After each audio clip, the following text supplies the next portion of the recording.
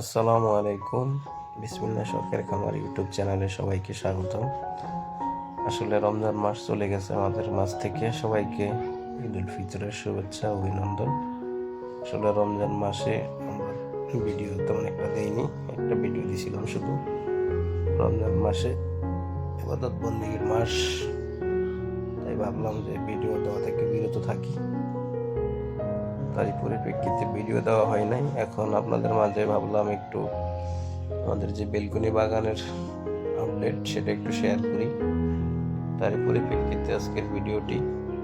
এই মুহূর্তে যে যেখান থেকে দেখতেছেন, বিসমিল্লাহ শখের খামার ইউটিউব চ্যানেলটি সাবস্ক্রাইব করবেন। আসলে টমেটো গাছে টমেটো ধরছে অনেক, আর গোলাপ গাছটাও বেশ বড় হয়ে গেছে মাশাল্লাহ। মরিচ গাছটা অনেক বড় হয়েছে মাশাল্লাহ, দেখতেছেন প্রচুর মরিচ ধরছে আলহামদুলিল্লাহ। রৌদ্রের ভিতরে ভিডিওটা করা হয়েছে, এই জন্য পাতাগুলো একটু লাজুক হয়ে আছে, এই জন্য এরকম দেখাচ্ছে।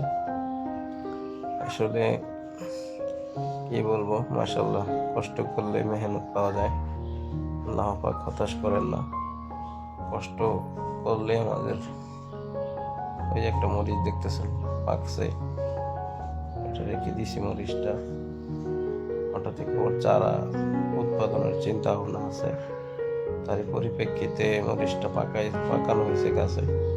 তো সবাই ভালো থাকবেন, যে যেখান থেকে দেখছেন চ্যানেলটি সাবস্ক্রাইব করবেন। আসসালামু আলাইকুম রহমতুল্লাহি ওয়া বারাকাতুহু।